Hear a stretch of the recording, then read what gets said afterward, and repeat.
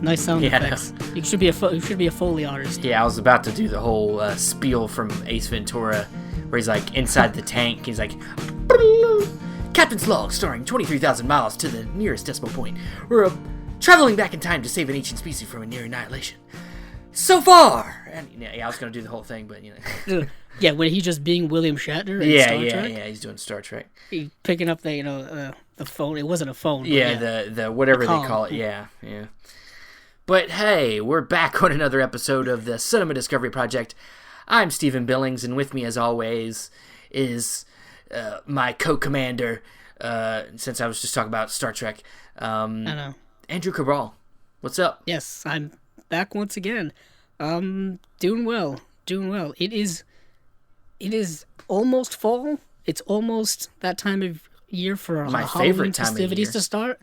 It is a lot of people's favorite time of year, which I wasn't aware of until very recently. What's your favorite time of the year? I like summer.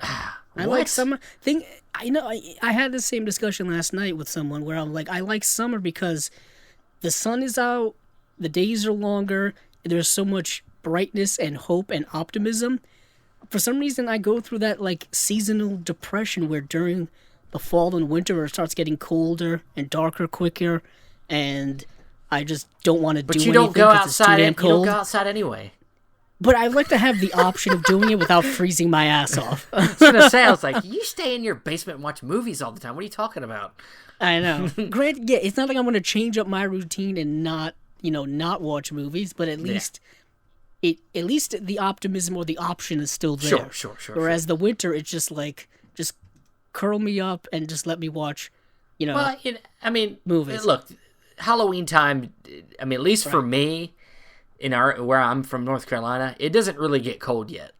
So it'll be in the 70s at least during Halloween. Yeah, mine is the opposite because I'm in the Northeast, which is like kind of like spooky central when it comes to Halloween festivities. Like they take it very seriously up here. In some parts because they have that old, because it's an old world place. Yeah. The first settlements up there. Yeah, the first settlements are up here. Salem is up here. The witch trials. Yeah.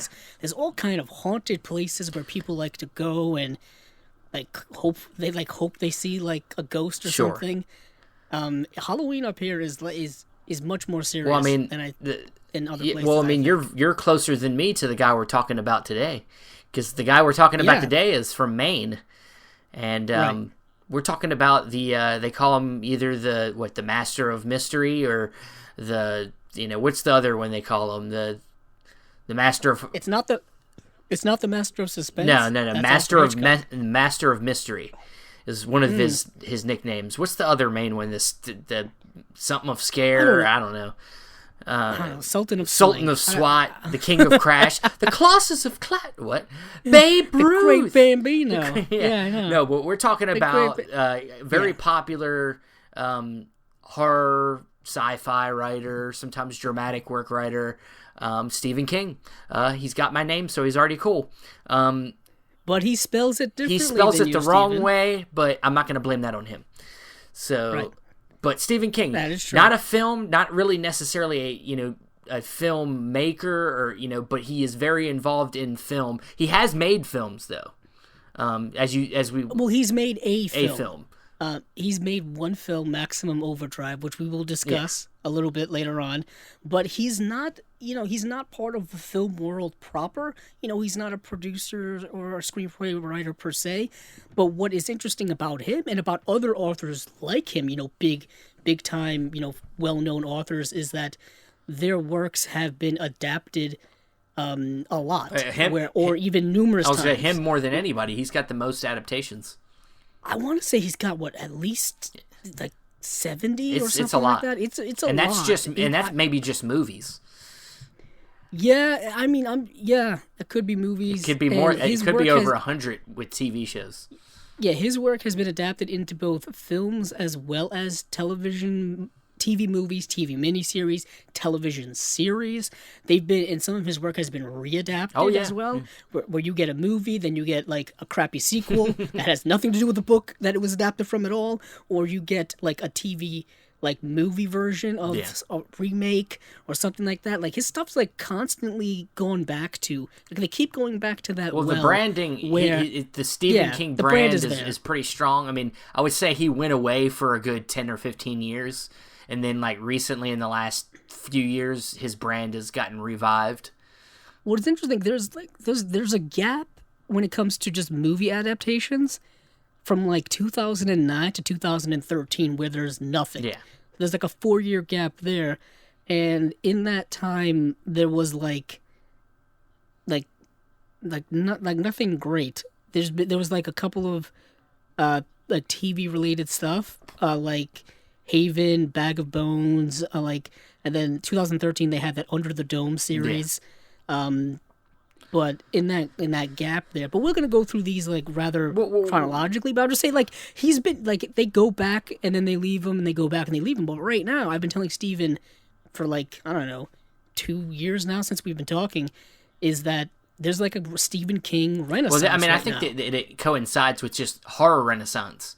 I think the horror genre yeah. has definitely resurged in the last couple of years, and with that, we've gotten a resurgence of Stephen King and getting mostly readaptations, Right. and Some readaptations, some new adaptations. some new and some, and I would say it's maybe half and half with being better than the originals. I think that this adaptation is probably better than the original. Oh yeah. I would say so. Not only that, but I mean, like they're taking his material more serious now. I think in terms of giving it the budget, giving it the talent behind it that they just didn't do before, because contextually, things are way different now in the movie sphere than they were 20, 30, 40 years ago when these things were starting to be adapted.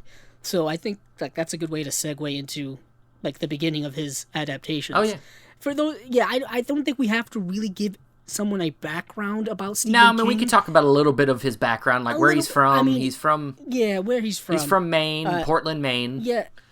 He was born here. Like he moved to a couple of other places, then moved back here at a young age, and pretty much has lived here ever since. He loves the small town atmosphere.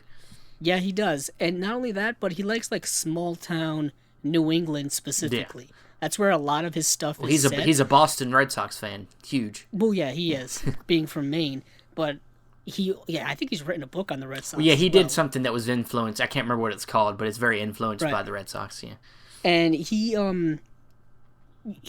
likes that small town mentality, and he likes the kind of uniqueness of it where, like, everything is localized, everything is, like, culturally unique to that small town mentality. And up here, there's a lot of that going around. There really is. Especially in, like, the more, rural areas or the more, the smaller the town, the farther away you are from, like, an urban, metropolitan type place. Things are just different. It's far as you can get away from a Walmart. Yeah, I guess so. Aren't they everywhere? That's what I'm saying. It's almost impossible. Yeah, they're pretty much everywhere. But he likes that mentality, and he takes that world and really puts a lot of horror and spookiness and weird stuff in it, and kind of capitalizes on that. And he does that repetitively. He also makes a lot of work that I think center around children and the plight of like young protagonists and them having to deal with, things that, they probably shouldn't be dealing with at that dealing age. Like, with, for example, dealing with adversity, fighting supernatural clowns. Part of the reason. You know what I mean? He talks about it's part of the reason he loves Harry Potter. He's a big fan of the Harry Potter series, and he said he loves Makes it because of that young person dealing with going against adversity, trying to do the right thing, no matter how hard it is, and but he hates Twilight apparently. That's a different type of discussion altogether. But it's kind of like that coming of age story, or like the small like a small character having to do big things. That goes back to to a lot of fantasy realm, I think. I mean, that goes back to J.R.R. Tolkien, where, the hobbits are literally the smallest creatures, and they have to do the biggest thing in saving the world. Yeah. Playing a big role in that. And, starting from a small place, ending up in a big place. A lot of those things happen. But he's written some nonfiction stuff. He's written a lot of short stories. Oh, yeah. I was doing some research, and apparently he's written like 200 short stories. Yeah. And that's a lot. He writes very frequently. Mm-hmm. Like, he will publish multiple books a year. Like, you will think like he never stops writing. That's my assumption. He just kind of writes all the time. He never stops. Where he got his start was doing short stories. Yeah. Where he got his start, I think, writing when he was a young kid, writing in high school, writing in college. He went to the University of Maine. No big shocker there. I think graduated around 1970. So he's been writing pretty much, I think, since 1967 is when like his official like short stories were published in magazines. Yeah. And that's where he's kind of started. A lot of his horror background, if anyone's interested, I think comes from him reading the old EC comics, specifically like Tales from the Crypt, things like that.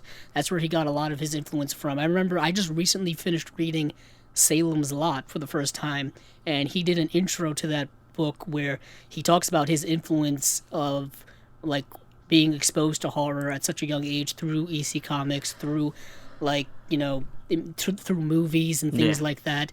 And he was able to kind of take that and, pick out the things that he liked and apply them to his stories. Yeah. Because the Salem's Lot, the vampire in Salem's Lot is a lot like Dracula, Nosferatu, things like that. Like, it mirrors that very much so. And he's been an acclaimed writer for decades, where he's won countless amounts of awards and all kind of stuff. He's probably one of the most well-known authors. Oh yeah, I would say living authors, one of the all time. I mean, but some people think that one of his influences on his career, he has never really confirmed it, but apparently when he was very young, he witnessed his best friend killed, hit by a train. And so apparently it was so traumatizing to him that he cannot even recall it. Recall what happened, including, I was also reading that he didn't even include it in an autobiography that he wrote, or a biography that was written about him, or something like that. And so that definitely influenced him as well. But I guess that's a good foundation. Yeah, I mean, if you don't know Stephen King, I mean, you probably should. I'm actually just starting to read Stephen King now. Yeah. I didn't grow up reading him like a lot of other people did, so I'm just starting to get into his work now. I've read a couple books, and I've like gotten about halfway through it, but it is just so long, man. I tried. I tell you, Salem's Lot was like 600 and something pages, and there's a lot of stuff in there that's just not fluff, but like he really likes to take his time in detailing and creating a tapestry of the world that he is putting his stories in. Yeah. Like, he really wants to make it as rich and involved as possible, to the point where you're getting like history backstories about like the family of like side characters that you don't really give a shit about. You know what I mean? Stuff like that. Yeah. And I'm like, that's interesting, and it's fascinating that you're creating that, but I really want to see what's going on with this vampire who's in town. And the It book's like over 1,000 pages, I think. Oh, yeah, it's gigantic. It's huge. That and The Stand are very large books.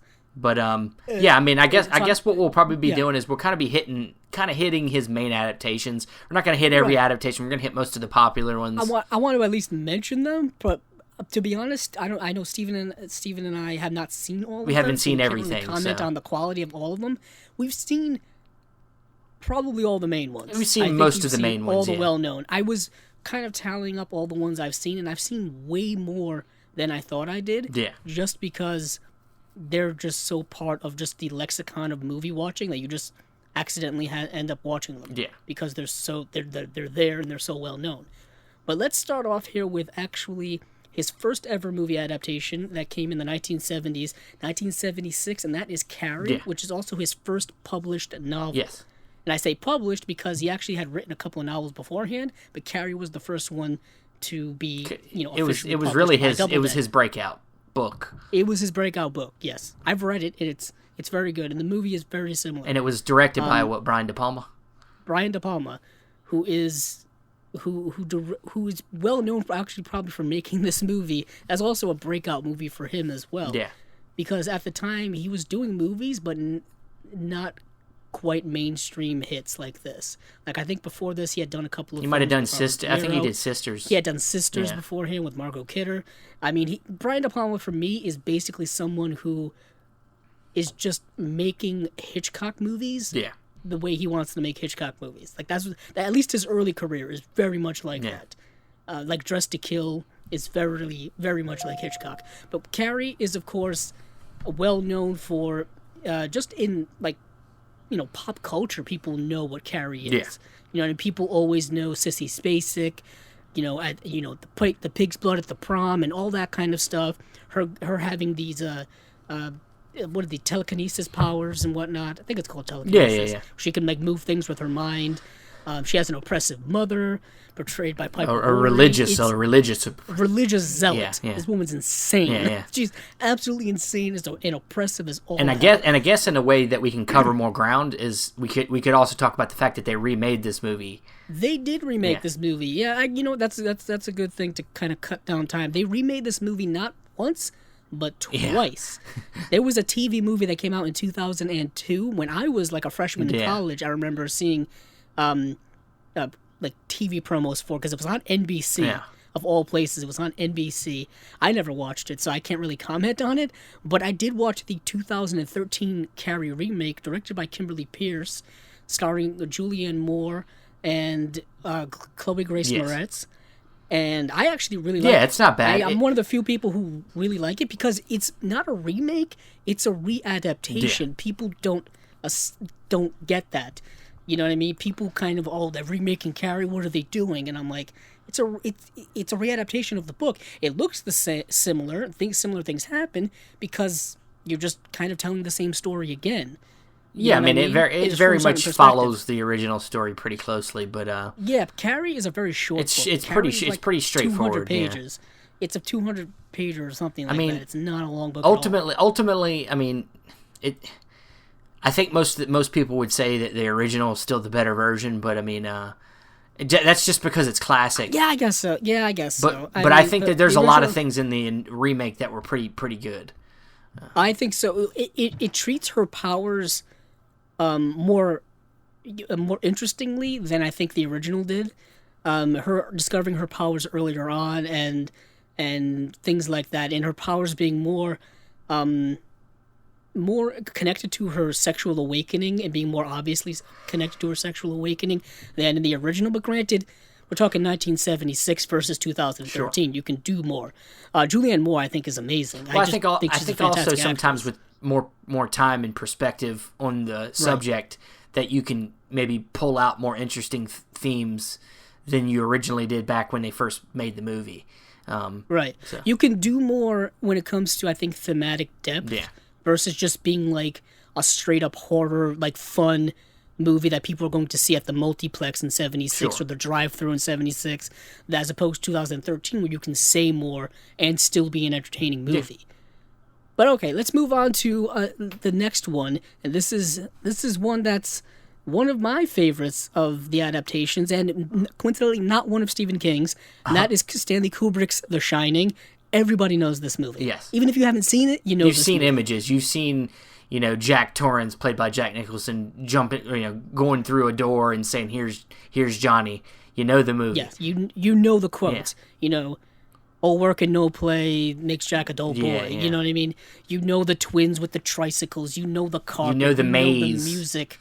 The maze. Him being chased at the end.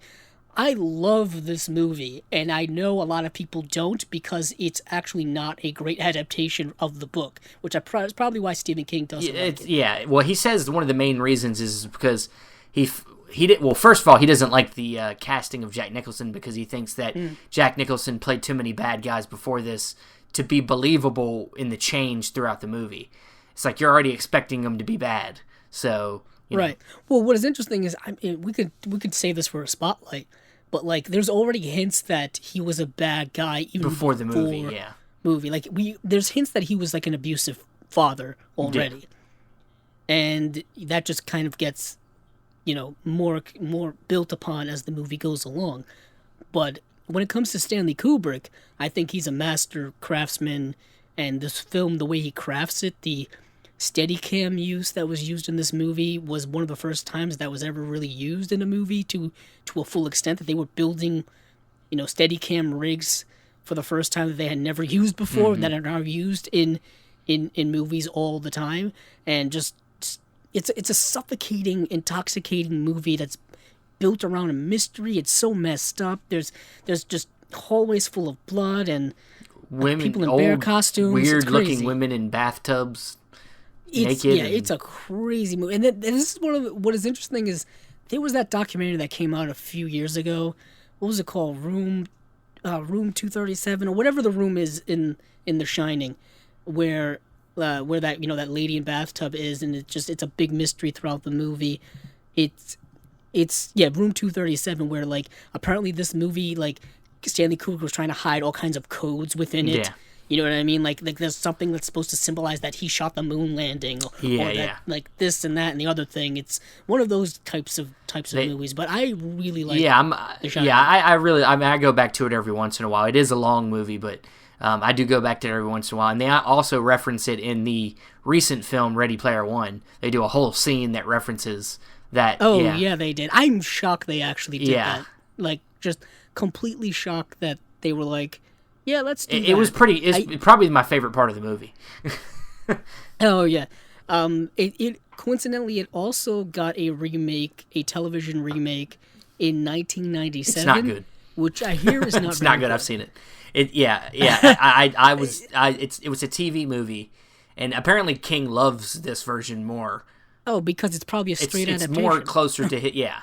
I do like the main actor that plays him, but it just didn't work. It just doesn't hold a candle to that original one. So. Right. So moving right along, next is Creepshow. Steven, have you seen Creepshow? I have seen Creepshow. It's like an anthology. So you can talk about it. It's a horror anthology. Am I thinking of the right thing? Yeah, I'm thinking of the right thing. It's either that or you're thinking of Cat's Eye. No, I'm thinking of the right movie. An anthology. I'm pretty sure I'm thinking of the right movie. Right. Yeah, Creepshow is directed by George A. Romero. Yes, I've seen it, yeah. Did, Night of the Living Dead. I know there was actually a couple of sequels, like Creepshow 2 and Creepshow 3, I think. It's based on the short stories Weeds and The Crate, but the rest of it is original work written for the movie. Yeah. But yeah, I haven't seen it. I've tried to marathon a couple before we did this episode, but I tried to watch Creepshow and I didn't get a chance. It's very much like the Tales of the Crypt kind of style, horror comedy. Like I said, it's anthology based. I liked it okay. I mean, it's not my favorite of the Stephen King adaptations, but I mean, a lot of people like it. I mean, I own the movie. I got the it's an Arrow release, I'm pretty sure. Oh no, it's the Shout Factory.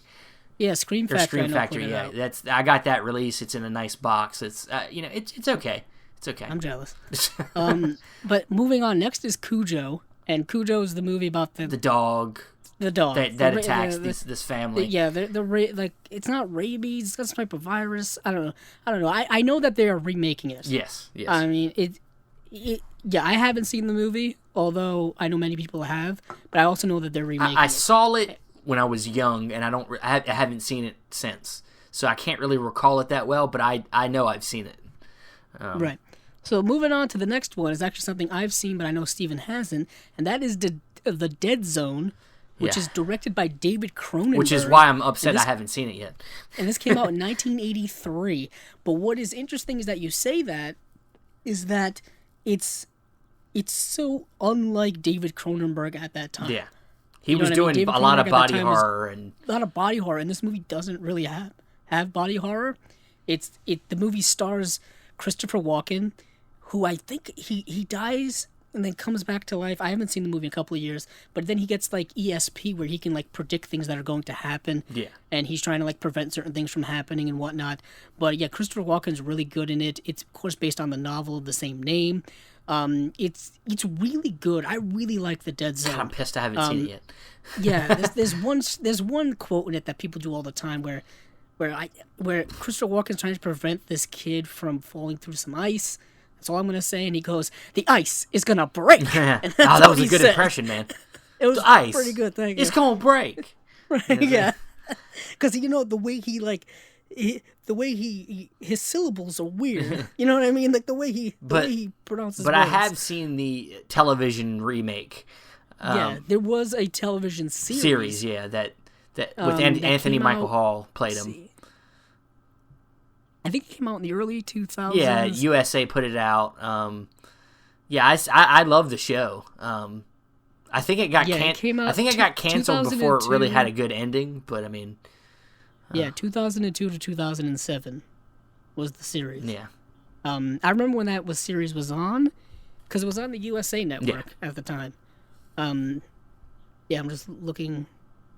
Yeah, because I also thought that there was a revival series or something. I don't think so. I must have been not thinking of that, or maybe there was a TV movie that went along with it. I can't really tell. But let's move. But if you were okay with moving on, because next is a film by John Carpenter, who's one of my favorites, and that is Christine. Yes. That came out the better car movie, and we'll talk about the other car movie in a little bit. Yeah, basically Christine is this car that is alive, essentially. Yeah. And this kid, it's like his first car, and it kind of like possesses him and makes him do like evil shit, like kill all of like the local bullies and stuff like that. And he kind of goes crazy because of it. But I think it's good. I really enjoy it. It's a pretty cool movie. John Carpenter makes it really cool. If Carpenter's doing it, it's pretty cool. Yeah, because the music is great, the cinematography is cool. It's got that 80s vibe to it. I really dug it a lot. And it's a film that I don't think is getting a sequel. Not a sequel, but a remake, or is it getting I'll be honest with you, I don't think I really need a remake of this one. I don't think I need a remake. Because then they'll just make it like some modern car, and it's gonna be shit. Yeah, because it's an old school muscle car. You know what I mean? Things that you don't. It's like a see 1950s, nowadays. like like a big Cadillac. When those things were all metal and they would weigh like 1,000,000 pounds, and it was just like chrome. They should just make it the new one. They should make it a DeLorean. Oh, that would be. It's a 1958 Plymouth Fury. Yeah, okay. That's a pretty cool car. You go. Yeah, but it says it's actually a Plymouth Belvedere. That makes it worse. They lied. They lied to us. But yeah, so that's Christine. Watch it if you haven't. They've recently come out the 4K. With a 4K edition. What's kind of a pain in the ass is I have the Blu-ray edition, which came out pretty soon, and that before the 4K, and it was like a 4K remaster, and then they since put it on proper 4K, which Steven has, which I'm jealous of, and it probably looks amazing because that bright red of that car probably looks awesome. But let's move on to one of Steven's favorite adaptations, and that is Children of the Corn, which I'm saying that facetiously because it's not. It's not good. 1984, not my favorite. Children of the Corn. It's mostly remembered better than I think the actual movie is. You know what I mean? Like when people reference Children of the Corn, they're like, "Oh, this kid is like Children of the Corn because he's like an evil bratty kid or something like that." But the movie itself is not that great, in my opinion. Yeah, I would have to agree. It's boring. It's boring as hell. It's kind of interesting because like these kids are kind of like, I don't know. That one could be. Maybe they need to do a remake of that one. They've done sequels. Yeah, I know they've done sequels. Up the wazoo for that one. God, the first movie is. I don't know how it got sequels. Not one of my favorites. It's more. I think that one's more of a cult hit. Yeah. I don't mind it. I think I've watched it. It's gotten re-released. I think it got an Arrow release. I think it. Pretty sure it did. Yeah. Because it's that type of movie where it's like a cult horror movie, and these movies are horror movies, but don't think of them as horror movies with like a modern sensibility because they're not. You know what I mean? Because Stephen King's horror, it's not like, to me, it's not scary. It's more creepy and involved and kind of engrossing than I think it is like it's a little more psychological. It's more psychological. Typically about how drama from early life affects you later, or Yeah, and it's also like sometimes like the protagonist can then become the Yeah. antagonist, and it's very interesting how like your main character is someone you're not supposed to root for. Like in Carrie, like I always see these memes where like where like people like rooting for Carrie to like kill all those Yeah. kids who were laughing at her and treating her like garbage because they were terrible teenagers. And then it's like, but are you supposed to like root on someone who's committing mass murder and destroying a whole town? You know what I mean? Things like Yeah. that. It's like he's playing with a lot of those gray morals and things like that, which I really like. But moving on from Children of the Corn is Firestarter, starring Not a one very I've young. seen, but it's similar to. That one I've seen too. It is not good. I've watched it. Like I watched it leading up to this, and it's a very dull. Glad I movie. didn't buy it because it's got a Scream Factory release. It's got a Screen Factory release too, and I thought of buying it, and I was like, I'm glad I didn't. I'll watch. Now I'll stream it. I'll find it streaming somewhere. It's not great because like the interaction with the actors and it's not very good. The concept of it, I find it fascinating, but just like the execution and just the stories told to us in such a dull way. And for some reason, they decided to give George C. Scott a ponytail in the movie, and I'm like, it's like That might be 70 worth it something now. year. Yeah, it's like 70 something Tony George C. Scott just like chewing up scenery like he thinks he's in like a great movie, like he's really giving it his all, and I'm like, man, this is not the movie where you really Yeah. should be trying this hard. It really isn't. What's his face is also in the movie as well. Martin Sheen. Oh, Jesus. Martin Sheen is in the movie. What's interesting is that Burt Lancaster was supposed to play the Martin Sheen role in this movie, but they had to recast because I think Burt Lancaster had surgery or something like that. But it wasn't that great of a role to begin with. But a young Drew Barrymore is kind of the main protagonist. She has pyrokinesis powers, where she can set things on fire with her mind, which are honestly the coolest parts of the movie, is when she's kind of like setting things and people on fire and just destroying stuff. Yeah. But it's a very small part of a movie with a rather dull plot surrounding it. The next one, I think we can move on. Cat's Eye, 1985. Haven't seen it. It's an anthology film. I think part of it also stars Drew Barrymore. I haven't seen it. Steven hasn't seen it, so we'll just move on. Silver Bullet, which is something I haven't seen. Also 1985. But now we're on 1986, which we get a really bad movie in my opinion, and a great all-time movie in the other one. First up is the bad one in my opinion, Maximum Overdrive. Yeah, not really great. And I can understand why this is a cult hit, and I can understand why people like it because it's goofy and dumb and like weird. And it's got Amelia Estevez. And Emilio's in it. Pat Hingle is in it, who was in the Tim Burton Batman movies. Who else is in the movie? I don't even know. It's just Who cares? It's the only thing that's so interesting about this is that there's a big rig that comes to life, and it has the Green Goblin from the Amazing Spider-Man comics in it. And that's kind of what this movie I think is mostly remembered for. There's an interesting story where like someone found it like on I don't know if it was a junkyard or pawn shop, and it was like kind of destroyed, and they restored it, and now it goes to like conventions and stuff and displays it, and goes to like screenings of the movie, displays it, and all that kind of stuff. But the concept of the movie is more interesting and better than the actual movie. The concept of the movie is basically like the Earth is caught in some like alien vortex thing, comet dust nonsense, where now all like the machines are coming to life and are sentient, but mostly what is like the main antagonist of the movie is just a bunch of big rig trucks that are just gonna run you over. It still kind of sounds dumb. But I'm watching it the whole time, and the movie's like an hour and like 30 something minutes, and I'm like they're taking so long to set up the characters that when's the plot gonna kick in? And then I realized that I'm like 50 minutes into the movie, and I'm like, oh wait a minute, this is the plot. Yeah. Okay, it's just like a bunch of people stuck at a truck stop and they're trying to survive, which is kind of a cool concept. A lot of people compare it to Tremors, but Tremors is so much more entertaining and such a better movie. And Christine is also such a better movie where a car comes to life. Also, I mean, Stephen wanted me to mention this, and I think it's appropriate to mention, this is the only movie that Stephen King has ever attempted to direct, and apparently he was high as a kite the he whole was time fucking on cocaine. coked up on coke. because I guess it's the 80s and Well, everybody was doing he coke. battled addiction in the 80s. And, He did battle and, addiction. It's a serious. And then his it's actually a family serious had thing. an intervention, and they got him off of it, and he's apparently been sober since.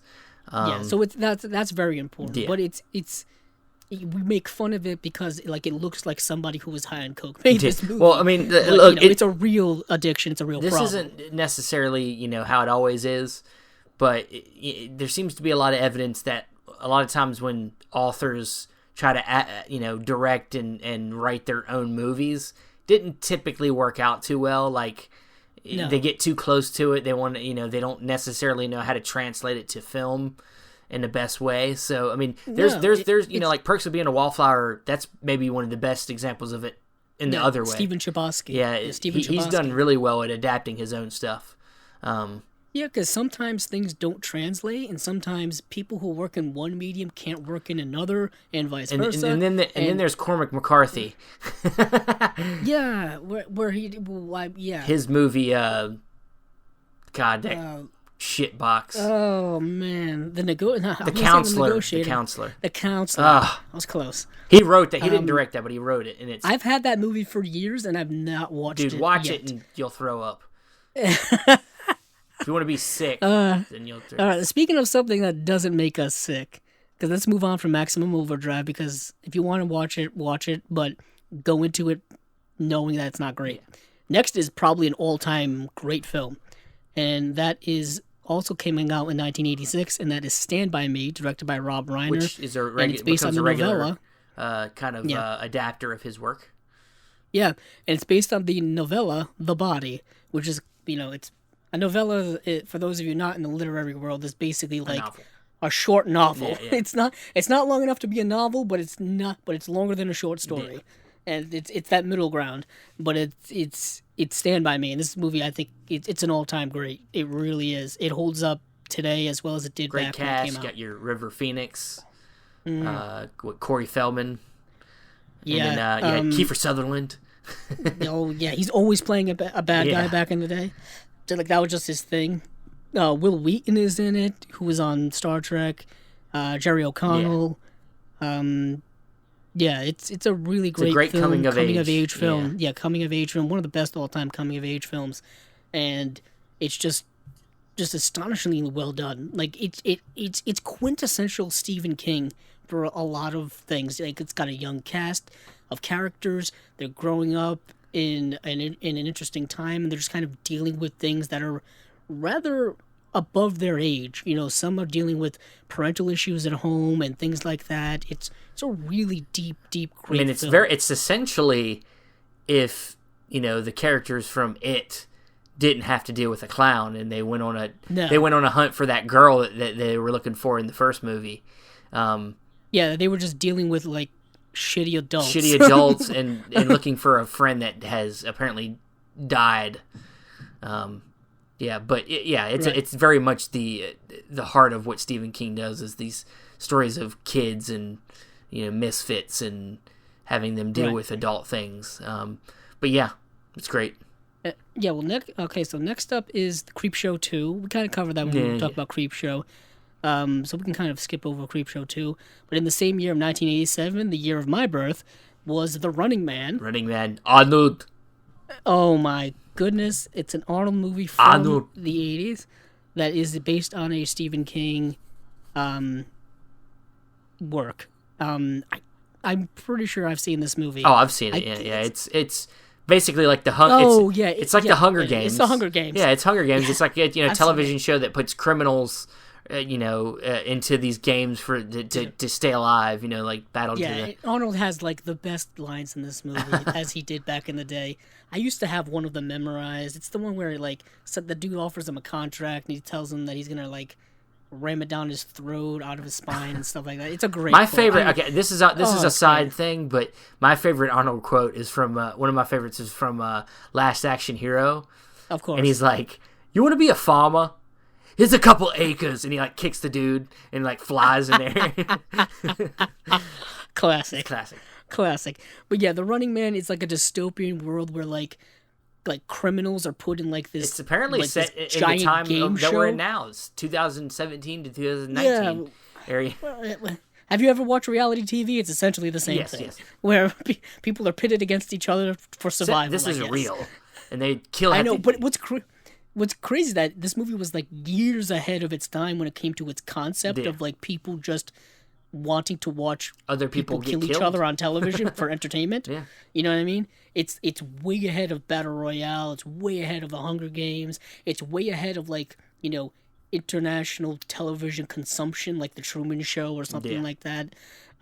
So the movie, it's stuck in its time, but I think it's still a pretty decent flick. Modern, for most part. Next is a film. Next is 1989, and that is Pet Sematary, another kind of seminal work. This is the original, which I haven't seen, but I have seen the readaptation that just came out this year. Remake, readaptation, whatever. So, Steven, you've seen the original. How is the original? I like the original. I mean, it might be a little bit nostalgic for me, but I really enjoy the original. You had Herman Munster in the movie. Nice. I can't think of the actor's name, but he's in it, and you had and the kid is just so creepy in that movie. He eventually would be in Kindergarten Cop. The kid that's like, boys like penises, girls like vaginas. Yeah, oh, that kid? Yes, I know that kid. He was in a bunch of stuff back in that time. But yeah, I enjoyed the original. The new one is fine. It just doesn't really do enough different for me to, enjoy it. Yeah, I wasn't. I'll be honest. I wasn't a fan of the remake that just came out, 2019. It just came out a few months ago. I wasn't a big fan of it. For somebody that hasn't seen the original, you didn't have to compare it to anything. It's the same story. It's not like for those of you that don't know, like a child dies and the father buries him in a pet cemetery where things come back to life, but it doesn't come back. Things don't come back normal. They're basically zombies. Yeah, they come back as zombies, essentially. That's basically the premise. And there's always an old creepy guy that's like, hey, you shouldn't do that, even though I told you about it and made you... Yeah, it was really like the John Lithgow played the old man. The Fred Gwynn is the actor you were thinking about, Herman Munster. And that was actually one of his last roles. That in My Cousin Vinny was one of his last roles before he passed. But like John Lithgow was like a minute after he showed him, he was like, I probably shouldn't have showed you. Yeah, you shouldn't have done that. It's like, God, you just maybe you should have made that decision yesterday. Jesus. It's really kind of forced in that way. But the new one had a decent cast in it. Yeah, I think good cast. Jason Clarke was in it. Yeah, but if the story's just not there, and I think it kind of also missed the point I heard of like the book and dealing with the sincerity of dealing with grief and grieving parents and things like that, which I think is what the book was supposed to did. I was gonna say supposed to do, but I think did. But yeah, so that's Pet Sematary. That closes out the 1980s, and then we get into the 90s, which is very interesting. We start off first with Graveyard Shift, which I've never seen. But that same year, 1990, we got Misery, also directed by Rob Reiner. And that movie won Kathy Bates an Oscar. Yeah. Because she plays the main antagonist in that movie, and that lady is frightening. Freaky. And yet again, it's really, really fascinating how ahead of the time this movie is when it comes to toxic fandom and the obsessiveness of fandom and how the lengths in which people will go because of their fandom and the things they will do, the evil things they will do. And if you just go on Twitter now and you talk about Marvel movies, DC movies, Star Wars, any type of sports teams, anything like that, you will see a Kathy Bates, Annie Wilkes just parade of people just beating up other people. It's crazy. And honestly, I think that this movie kind of set a big, it set off a chain of events of a lot of movies that kind of copy it. I mean, you could maybe say that Fatal Attraction maybe did it first, maybe. Yeah, but that was more like a spurned lover obsessive thing. This was like just the fandom, obsessive person, because they did like the fan. Remember The Fan with De Niro and was it Wesley Snipes? Let me look that up. Yeah, I think I know what you're talking about. Yes. And that's basically kind of a loose remake of of that. That was 1996. Yeah. And, there's a lot, that movie Fear with Mark Wahlberg. It's kind of a, obsessive boyfriend kind of, Yeah. Well, I think a lot of that had, this is gonna. Well, we are on Cinema Discovery Project. If you really want to go back in time and you go to an old school movie that's dealing with that same thing, look at Vertigo. Hitchcock's Vertigo.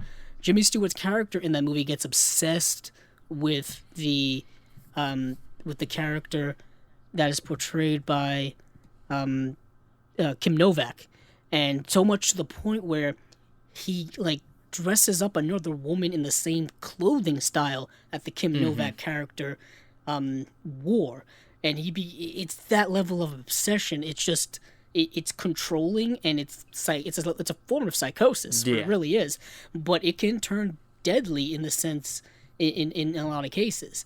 And we see this thing now. Like, how many times celebrities have to have restraining orders against somebody, or they have a stalker. They have a stalker. Yeah, we hear crazy stories of stalkers that showing up to where they're filming their TV show or movie and are trying to get to them and whatnot. It's crazy like that. But Misery stars Kathy Bates as well as James Caan, who's this really popular author, and he's writing this book, and he gets trapped in It's also. Yeah, he gets trapped, and she nurses him back. Yeah, he gets in a car wreck. Car wreck during a snowstorm, and then she brings him in and takes care of him, and things go south. And one of the main tropes of a Stephen King story is the main character a lot of times is a writer, or an artist of some kind. Yeah, well, write what you know, and I guess he knows about being an author. And what is the irony is that, I don't know if the irony is the right word, is that he's a super mega famous author too, and he's writing about that same type of person. Yeah. Maybe he's just writing his own fear, that would happen to him at some point. But moving on from Misery, because I'm sure many of you know about Misery, and if you don't, definitely watch it because it's really good. It does have a Scream Factory edition as well, which is much better than the original Blu-ray. But next is The Lawnmower Man in 1992, which I never saw. It's loosely based on a short story by the same name. I've heard of it. No, but I think you can understand. It's probably about a man with a lawnmower. It's something to do with killing and lawnmowers. Yeah. Next is The Dark Half, which came out in 1993. Never seen it. It's directed by George A. Romero, based on the novel of the same name. I kind of really want to see it because I think it deals with split personalities, and very much what's his name, Bates, Norman Bates, something like that. Needful Things also came out in 1993, which I have not seen. Next, 1994. This is the big one. This may be the biggest one we could talk about. That is The Shawshank Redemption. Frank Darabont novella, based on the novella Rita Hayworth and Shawshank Redemption. This movie's an all-time classic masterpiece of a movie. It's played on cable regularly to the point where it's probably playing right now on some cable network someplace on the planet. Right now. It probably is. It's probably one of the most rewatched movies of the 20th century, easily. Yeah. It's an amazing movie. Starring Morgan Freeman, Tim Robbins. Basically, Tim Robbins is a prisoner in Shawshank prison, and it's just him, dealing with that, and his friend Red, who's portrayed by Morgan Freeman, and we don't want to give away the movie if you haven't seen it. It's fantastic. It's a movie that you wouldn't know it was Stephen King unless you saw his name pop up on the thing. Yeah, it's not a horror. It's not horror related. All of these things that we've kind of talked about so far are kind of horror related. This is horrific in another sense. It's horrific in another sense, but it's not a straight horror movie. Yeah, you're dealing with prison life and the things that go along with that. The trauma and things like that. But yeah, Shawshank's an all-timer. That's something we're going to save to discuss. Yeah, we'll have a spotlight eventually for that. Yeah. Next is The Mangler, which is directed by Tobe Hooper, 95. Never seen it. Tobe Hooper, then. Yeah, I know. He was doing something past Texas Chainsaw and. Oh, but what was that movie that killed his career? Oh, and I actually own it. No, he didn't do that movie. Never mind, I was kidding. No.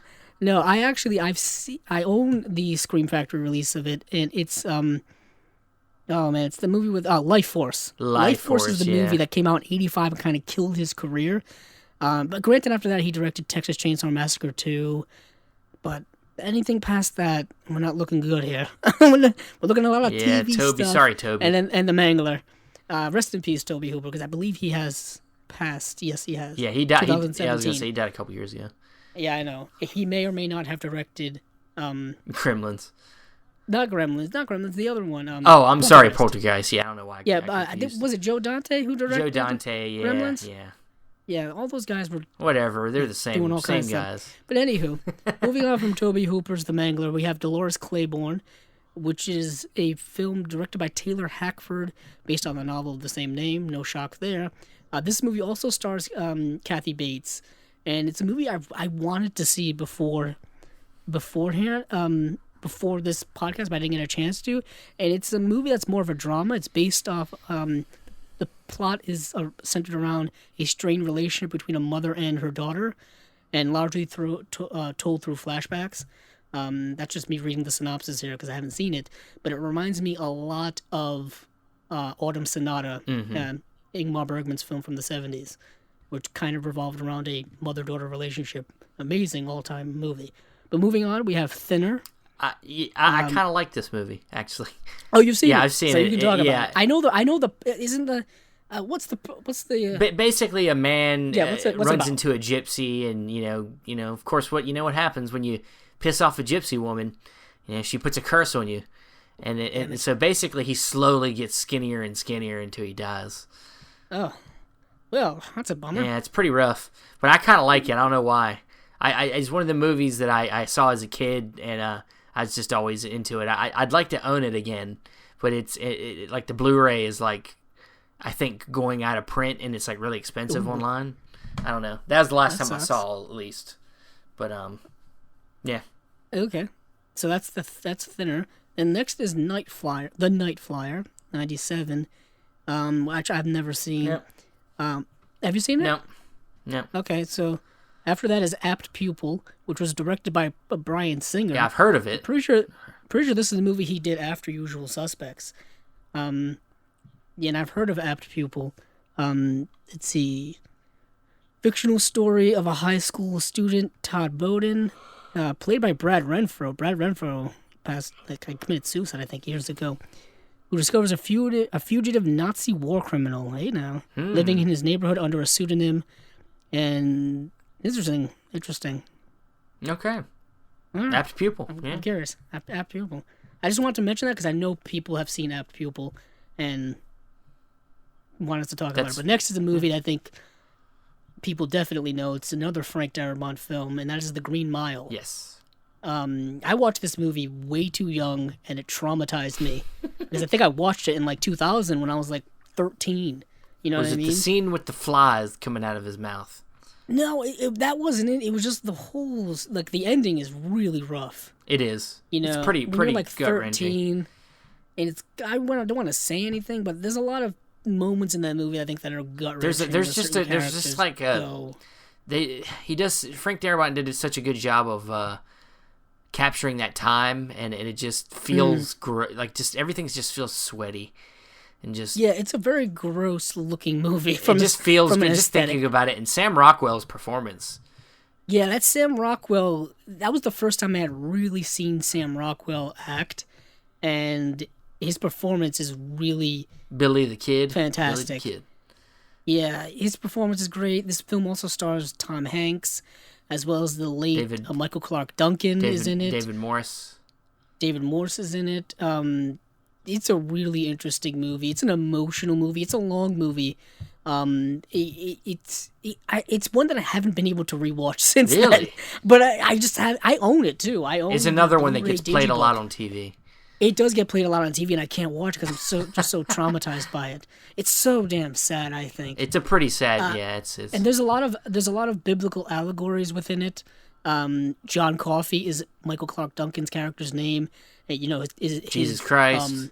His initials are JC, Jesus Christ.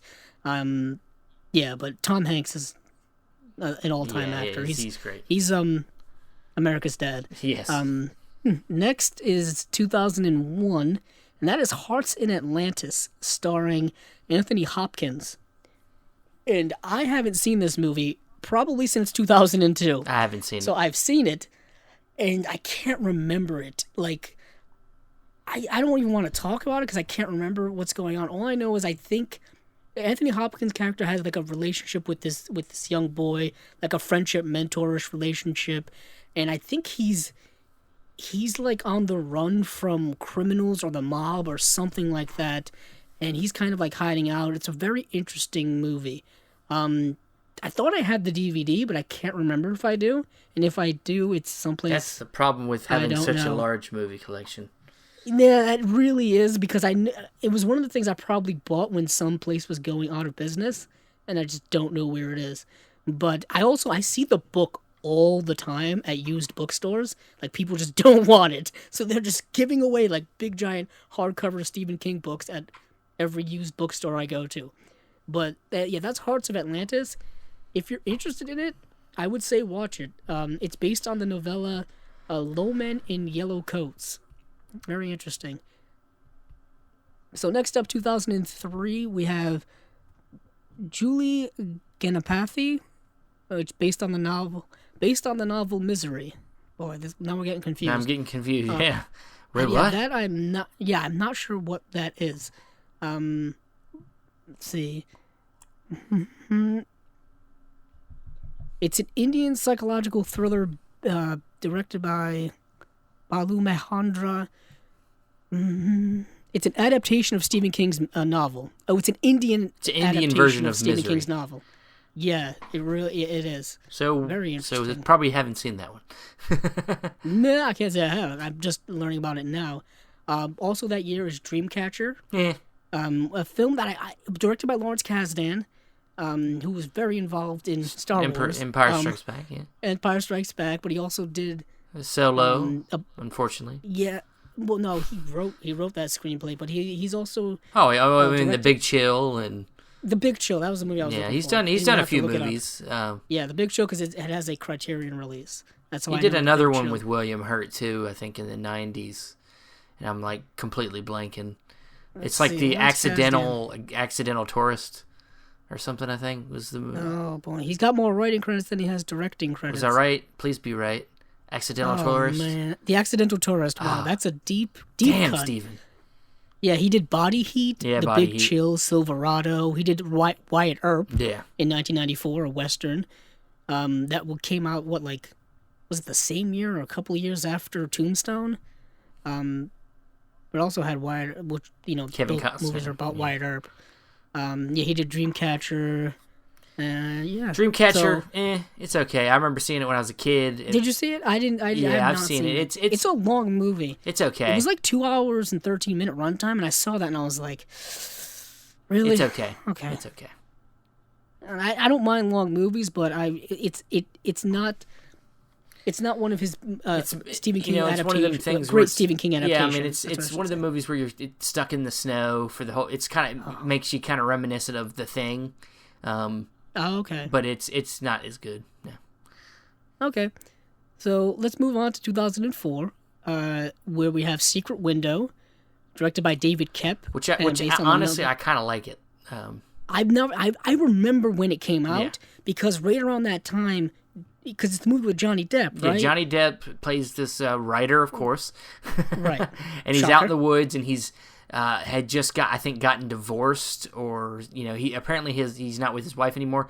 He's just writing in the woods, working on his next book or something. And then this guy played by John Turturro shows up and says that he stole his story, that he plagiarized, and so this guy just keeps coming back. He keeps telling him to go away, and I don't want to give anything away, but I honestly kind of like this one. I thought it was small. It's a small movie, isn't set in many locations, and I enjoyed that movie. So yeah. Yeah, I remember because it came out around the same time as Pirates of the Caribbean. Yeah, it was a big Johnny Depp time. That's when Johnny Depp was having not a resurgence, but the he was biggest starting time to blow of his up career. big. Yeah, he was getting mainstream. He was starting to blow up real big back in 2004, around that time, and it kind of propelled him to the superstardom. Yeah, and to the point where we know him now because of it. I mean, he's kind of now down. He's down now, but he was big once. But I don't know. I know David Koepp because David Koepp is most known for writing screenplays. He's written for a Harry lot. Potter. He's got 34 He credits. did Premium Rush.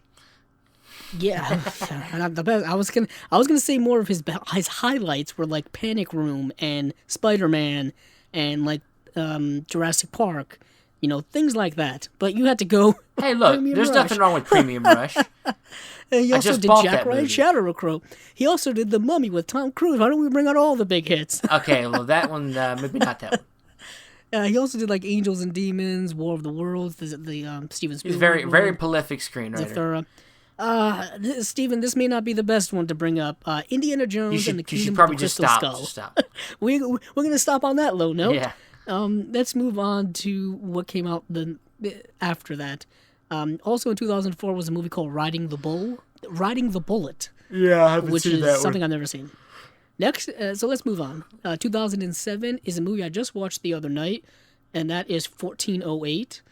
A movie that is directed by Mikael Hafstrom.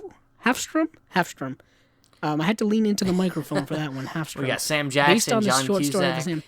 John Cusack. Where basically, John Cusack is this guy he's a writer. Shocker here, and he writes.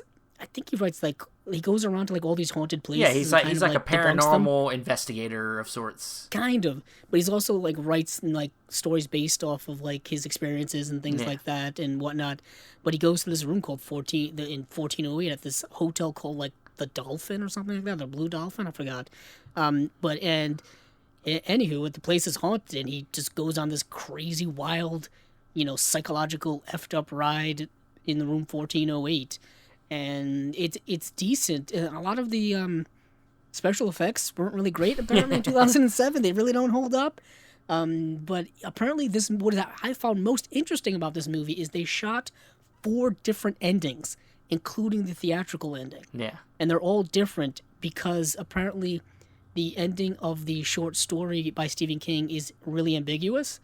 What is interesting is that all the 4 endings that they shot aren't the ending that he had in the short story. Yeah. So they kind of just made shit up, which because they don't think that the audience they think the audience just wants a bow in the end.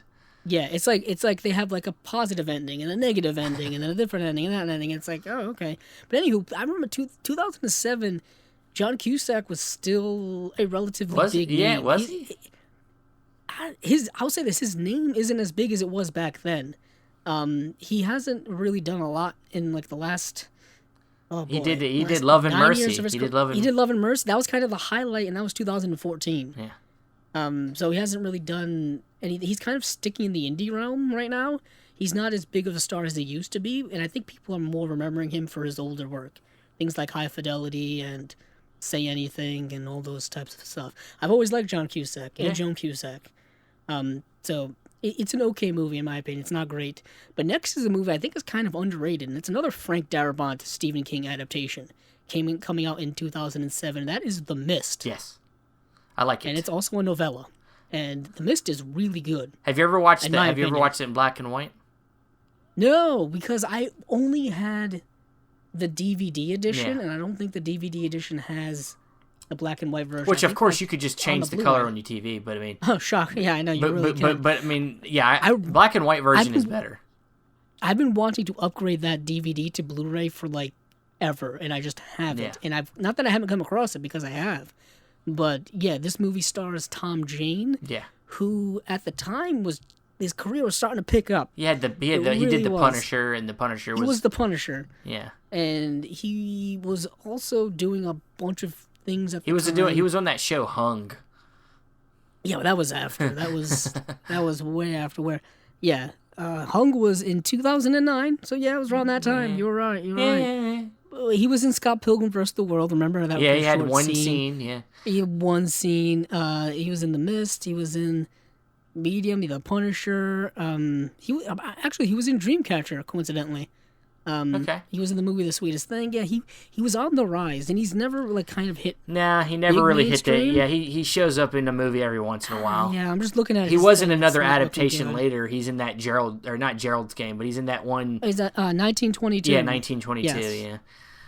But Yeah, he's in that. But yeah, so he's in this movie, and this movie is fascinating because it's all set in one location, and basically what happens is this mist just occurs, like just shows up, and there's like creatures in the mist, and people are trying to survive. It's kind of very similar. Kind of got some religious overtones. Yeah, there's like a crazy religious lady in it who thinks it's like the end times, I believe. It's got religious like stuff that. in there. You could say that this very much influences Stranger Things a lot. Oh yeah, definitely the creature design. Definitely the creature design and stuff like that. I think that the most interesting about Stephen King loves this adaptation, but the interesting thing is the ending is different than his ending. The ending in the movie is very crazy and anticlimactic, and which I love it. I love the ending of this movie. It's got some balls. It's got some balls, and and I'm not saying that as a gender specific thing. I'm just saying that it's got some gumption. Yeah, it's got some riskiness in it. This was also turned into a TV series. Yeah, I haven't seen it. Called The Mist that came out in 2017. Apparently it was terrible. Yeah, apparently. I heard it was really bad. It was on Spike TV of all places. Weird. Yeah, it looks like Spike TV. It was done by Dimension Television. Yeah, I'm just... yeah, they were formerly... you know what Dimension Films was? Miramax's horror division. Yeah. And then Miramax was owned by Disney. I didn't think this was still around, but yeah. Anywho... It was on Spike TV, and apparently it was not very good. I don't think it needed a TV series. It's kind of cool concept, but I don't know. I like the movie in and of itself. Yeah. Like it has a finite affinity. portion to it. Finidity. Yeah. Finidity. That's probably not really. Yeah, it's yeah. But okay, let's move on from The Mist because I know that's I think that's a fan favorite. Next is No Smoking, which is a film I haven't seen. Haven't seen it. And moved into 2009, Dolan's Cadillac. I've never seen. Nope. 2013 is when we get, after that 4-year jump, is Carrie, which we've already talked about. Yep. 2014, you get A Good Marriage, and which is something I've never seen. I've seen it. It's got Oh, you have? It's got Kirsten Dunst and Ewan McGregor. Not Ewan McGregor. Ryan Gosling. Not this movie. Isn't that the movie I'm thinking? No, I'm looking at the cast now. It says Joan Allen. Oh, maybe Anthony I'm thinking of the wrong movie then. Kristen Connolly, Stephen Lang's in it. What am I thinking of? Mike O'Malley's in it. What am I thinking of? I have no idea, but Kirsten Dunst just got a star on the Hollywood Walk of Fame. Good for her. She deserves it. Oh, I think she does deserve it. Very underrated. I think also Sofia Coppola did her induction or intro or something like that. I don't know how those things work, but she definitely deserved one. But yeah, this movie is. I'm thinking of the movie All Good Things. That's what I'm thinking of. Interesting. Well, A Good Marriage is after 25 years of happy marriage. Darcy, who's portrayed by Joan Allen, discovers her husband's sinister secret and must take drastic measures to keep it from being exposed in order to protect her grown children. Sounds very dramatic. It's a psychological thriller. Sounds a little too dramatic for me. No, I'm just kidding. I don't know. Never heard of it. Let's see what...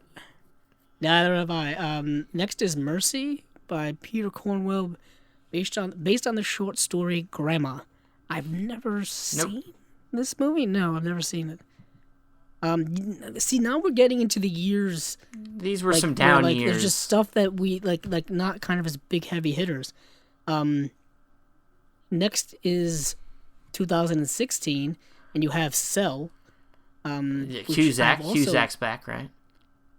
What's that? Isn't Cusack in that movie too? Yeah, John Cusack and Samuel L. Jackson was also in it. Again? Yeah, Jeez. Samuel L. Jackson's in it. I'm looking. Stacy Keach is in it, and a bunch of other names that I don't think people care about. But yeah, I've seen this book. I've seen this book at bookstores before. But yeah, another John Cusack. But Steven, you haven't seen it, so we can move on. No. But now we get to 2017, and this is where the Renaissance happens, in my opinion. Because 2017, you have 1, 2, 3, 4, 5 Stephen King adaptations. It's a little crazy. First up, you have not one of the better ones, but ambitious, and that is the Dark Tower. This property was in development, purgatory, hell, whatever you want to call it, and it still kind of is. It's still and still is because they're still thinking about redoing it for television. They don't know what to do with it. It's not that hard of a series to. It needs to be a show. It needs to be a show. That's too what big. It needs to be. It's Stephen King's Game of Thrones, for lack of a better term. Granted, it's not a medieval fantasy or things like that, but it's a serialized fantasy novel series. Well, it's a book that connects a lot of his other previous works together. Yeah, I mean, kind of like Castle Rock, which is something else we'll talk about. This would be like doing like a one movie for, I don't know, Harry Potter, one movie for Game of Thrones, one movie for Lord of the Rings. It doesn't make any sense. The fact that this movie was even made is frustrating to me because like there's so many books in the series. Well, that and the cast and the cast they put together was great. It's good. You have Idris Elba. Idris Elba, Matthew McConaughey is playing the Man in Black. It's not a good movie. No. It's not, taking away my all, because I've read The Gunslinger, which is the first book in the series, and I'm going to read the other ones. But just taking the fact that I want to read the series and just I'm upset that the way in which they've adapted the series, take all that out, it's still not a good movie. It's really not that good. It just feels rushed. It felt extremely rushed. And it's not that it didn't have good concepts in it. It's just like it needed to be expansive. Yeah. It's a series, and I know for years Ron Howard was attached to working on the book series, to adapting it to a television series or a movie or something like that. It needs to be a 10-episode, per season series or 8-episode per season series for like an HBO or a Netflix or a Hulu or whatever, that's the way it is. But it's been, I always thought it was with Universal. Apparently it's with Sony Pictures. So I don't know what Sony's doing these days when it comes to some type of streaming service, but that's on the way soon. But moving on from Dark Tower, because we don't want to dwell on that. It's a post-apocalyptic, I don't even know, it's like a fantasy series. It's tough to really peg down what it's about, but it's just let you know that it's a long-running Stephen King novel series, basically. It was actually started in the 80s and I think went all the way up through the 2000s. And the Dark Tower is actually the name of the final book. Like the whole point of the book series is to get to this Dark Tower. Yeah. Like that's the whole thing. But moving on, we're moving on to something better. Better by at least our perspective, and that is It. Yes. Directed by Andy Muschietti, and this is of course a readaptation of the gigantic tome of a book of It, which is set in the fictional Maine town of Derry, where these kids have to battle a demonic clown creature that is like preying on their fears and eating them to survive. Yes. Well, he comes around every 27 years, and there's other nuances to it. Yeah, but in this adaptation, they're splitting it into two parts. Instead of kind of doing a flash forward and flash back with what they did in the miniseries, they're doing the first movie with them as kids, and then the new film that's coming out this year, 2019, is the second part where it focuses more on them as adults. Right. So. And I know, Steven, you said you've attempted to read the book. Attempted to read the book. The book's fine. When I got to the middle section, it started to feel just very drawn out, and it just I looking at how much more I had to read, I was like, God damn, this is so long. So I was just like, I gave up. I think Yeah. So the chapter 2 is coming out very, very soon, September. I'm seeing it this week. It comes out this week. Oh, yeah, it comes out this week, which is, let's see, tomorrow. The 6th is when. 6th. Yeah, I'm trying to do the math on that. The 6th. It's coming out September 6th, 2019. I guess you could say chapter 1 came out in 2017, and this movie was a big hit. Big hit. Big hit. Like, people went there. It was the highest rated R movie. Highest grossing. Yeah, and it was also like the highest grossing movie for like the month of September, I think, ever. September is an odd month because it's usually just like layovers from the summer season that just didn't make it into the summer season, and just like kind of other types of dramas that aren't good enough for the Oscar season, Oscar award season, or just award season in general. So it's kind of like an in between gap month basically, but it was prime for it because the cast was great. People loved getting the crap scared out of them by Pennywise the Clown, portrayed by Bill Skarsgård, who was really good in the movie. I mean, I did a review for it on my channel. I know Steven's discussed it before as well. I think it's good. I don't think it's a great horror movie. I think it's entertaining. I think the kids are fantastic. Yeah, I was going to say I think we're in this recycling phase where the 80s is very popular. Stranger Things. Oh yeah. Stranger Things had hit Netflix around this time. So it was very the whole kind of throwback of a group of which is something that Stephen King had already made popular. Stories of groups of kids getting into crazy shit. Stand By Me. Think of like The Goonies and things like that. And it's been a resurgence of that, and that's what this story is then in the original miniseries the story takes place in the 50s and it goes to the 80s for the adult time. But in this story they wanted to do set in the 80s as kids, and now the new movie will be set in present day. So. Right, and there is a TV miniseries from 1990 which I think most famously stars John Ritter. John Ritter's in it, but who plays Pennywise? It is Tim Curry, right? Yeah. Yes, Tim Curry, who plays Pennywise. That's kind of what it's most famous for, because I hear it's not very good. I have not seen it. It's pretty dated. And I kind of don't have any interest in seeing it. I discussed something earlier with Steven before we did the podcasting where television now is so much different than it was in the 90s, in the 80s, and the 70s when it came to television miniseries, television movies, when it came to like production and like quality behind them. It's really, really like night and day. Yeah. Like it just like remember we talked about like how TV is not the same as it was back then, and it's really not because like you didn't get A-list stars in television back in the day like you do now. You know what I mean? That's only kind of a modern thing that we see, and these big budgeted modern day television productions are only stuff we're seeing now. It's not stuff that's been in not the stuff that was back in the 70s, 80s, 90s. So that's why like things look dated when they come to the 90s. That's kind of the way it is. And there's a bunch of stuff that Stephen King of Stephen King's that's been adapted into television projects. Yeah. And we didn't want to touch on too much of them. I mean, it's a big one. Salem's Lot was one of the earlier adaptations of it. You have things like the Tommyknockers, The Stand, The Langoliers. We talked about The Shining. Trucks, Quicksilver Highway, like Carrie, The Dead Zone that Steven talked about. They even did another Salem's Lot. I mean, like they did The Children of the Corn in 2009. I mean, come on. Most recently, they did Gerald's Game and.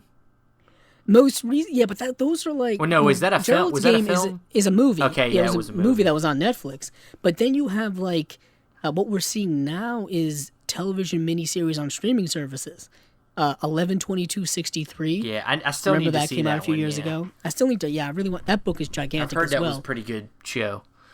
Mr. Mercedes is another one. Castle Rock, which is also on Hulu, I hear is fantastic.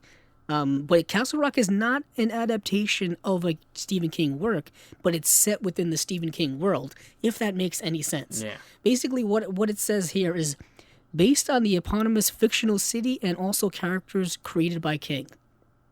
Like so they reference like Shawshank. It's inspired by the works of Stephen King. I think it's set like in the same town where like the prison of Shawshank is in the distance or something like that. You know what I mean? It's set in that world of Stephen King, but it's not based off of. It's like a shared universe.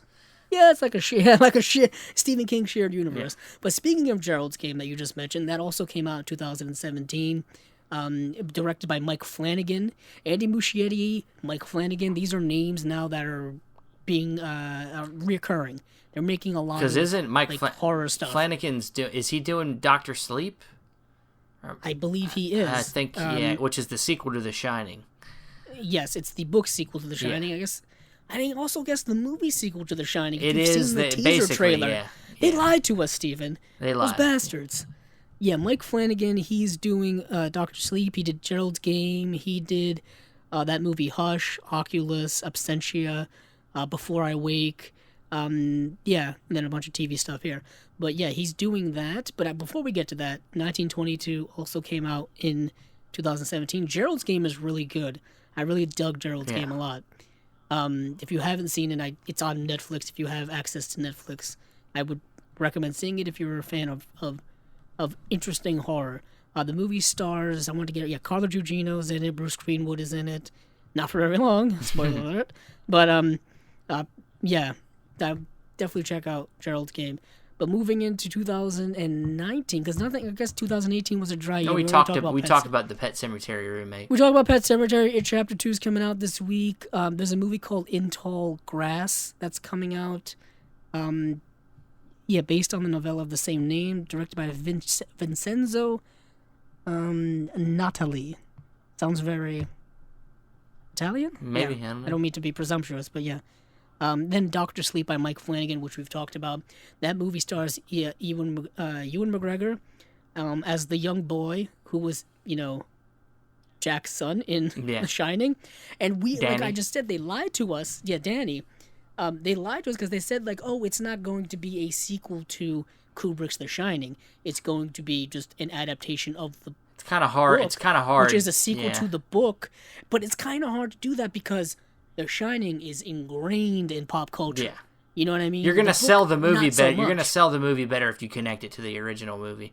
You really are. Despite what Stephen King may say, that movie is so much more widely known than the book. Even though the book, I assume, is also fantastic. I haven't read it yet, but I'm going to soon. But it's interesting. I'm very curious how that's going to kind of shake out because it's going to be very interesting. Do you have to go back and rewatch The Shining before you see Dr. Sleep? Is it going to be that integral to this movie? I'm very curious about that. But we have a couple of things here that are upcoming or that are coming up in the future. We are getting a remake of Salem's Lot, which I'm kind of happy about because I hear that the TV miniseries, which is 3 hours long from the late 70s, isn't that great. And also, I think Salem's Lot, I kind of wish they would just do another TV miniseries on some type of format because the book, like I said, is 670 pages. It's a lot of pages. It's a big book. I may lie when I say that. Hopefully, I'm not lying. But it's a book that I think fits well now because it's a classic vampire story. Those things are always, in fashion these days. They've never vampires kind of haven't gone out of fashion. A lot of these kind of, things have been around for forever. Okay, I lied. The book is 439 pages. I went up 200. Yeah. I very much lied. Good thing I looked that up before the end of this podcast recording. I would have had Steven just cut it out, but that would have been a problem. Nope. Don't have time for that. No. But yeah, so they're doing Salem's Lot, and they're doing a movie called The Long Walk. And then doing a movie called From a Buick 8. What does that say? Did they already do that? It's a remake. Oh, it's a remake? I think they already done that in the 2000s. I remember you saying that they'd done that movie before. Something to do with the Buick. I don't know. I don't think I said Buick. Who cares? It's another probably a shitty car horror movie. They're doing some TV stuff as well. Lizzie's Story, The Outsider, and they are redoing The Stand. Yeah. In a TV form, which is being done by CBS. I'm assuming that's going to be on their streaming service. There's no way that's going to be on their main network, which is that's not their brand. But Lizzie's Story is coming out on Apple TV. Jeez, he's just spreading his shit around, ain't he? Yeah, I mean, there was an article I found the other day on Facebook that was just here's a list of every single streaming service and everything they offer, and it's thousands of things, and it's just crazy. It's absolutely nuts. What is interesting, what really pissed me off is that when I went to do research for this podcast episode and I want to watch a bunch of stuff I hadn't seen, you would be surprised how little of it is actually streaming on streaming services without having you to buy or rent it. And I was like, it was really frustrating. That's how he stays rich, man. It was really frustrating. That's how he stays and rich. You know what also goes to show? It's gonna bring us back to something we've talked about many times before. It really goes to show the value of physical media. Yep. Because that stuff doesn't I don't have to pay for it again if I own it. If I own it, I don't have to go look for it. If I own it, I don't have to, buy it or rent it again. It's just one of those things where, like, especially for other people who are doing podcasts and having to do research like this, it's kind of frustrating when you go to look for something and you end up, just hitting a bunch of stop signs, basically. But, that's pretty much been everything Stephen King has adapted so far in movie form. We touched a little bit about the TV stuff. Didn't really get into it because we don't really talk too much television. Just know that his work has been abundantly adapted, probably more so than any other author. I'm pretty sure. I didn't look up the statistics on that, but I'm pretty sure that's the case. Yeah. And one little tidbit that I thought was interesting, something he did. Apparently, he loved the movie 28 Days Later so much that he apparently bought out a whole movie theater to watch it so that the audience members couldn't bother him when he watched the movie. Brilliant. I wish I could do that. I wish I had the money to do that. Granted, if I had the money he had, I would just have a personal I would just have a print theater sent to my house. Yeah, I would just have a theater either at my house or I would own. I don't know. I like the theater. communal experience. This is what I do. I'd hire a bunch of people that were good patrons to sit in on the movie with me. It would be my friends. Yeah, it just what I mean? It would be my friends. It'd be my selected people, and then they know how to act in the movie, and then that'd be how it was. Yeah, of course, that'd be how it was. We also have to. We didn't bring this up when we did his kind of backstory, but he was hit by. He had a very bad accident bad accident where he was hit by a car, a van or something. Hit by a car and almost died. And I think that probably very influenced his life and career. And then when the guy died, they took the car that hit him and they crushed it and made sure that so that nobody could sell it and make money off of it, because this is the van that hit Stephen King. Yeah. Oh yeah, I didn't even think of that. How crazy is that? How big is your celebrity where the car that hit you and almost killed you would probably go for absurd amounts of money on some auction block somewhere. Yeah. Now you're famous when that. Yeah, so they had it. They had it. He had it crushed and destroyed, and yeah. So, but yeah, Stephen King's an interesting fella, and he's into politics. He's into a lot of things, and we won't get into that. Oh yeah, he's very active on Twitter. Yeah, he hates Trump. He was blocked by Trump, which is funny. Who hasn't been at this point? Yeah, I know, but. We won't get into all of that. We just wanted to touch on his influence on film and pop culture, and it seems we're gonna continue to get more of his stuff. So strap in and continue to see all the Stephen King stuff to come in. But I think that'll be it for this episode of the Cinema Discovery Project. Where can you be found, Andrew? You can find me on Twitter at Cabzilla06, as well as my YouTube channel, Cabzilla Productions. And you can find me on Facebook, Stephen Billings. You can find all the goodies I buy on Instagram, Cinema Discovery Project. You can also find the audio for this podcast on Podbean or Apple Music or Apple Podcasts. And that'll be it for this episode. Thanks for listening, and hey, keep on watching them movies. I know I will.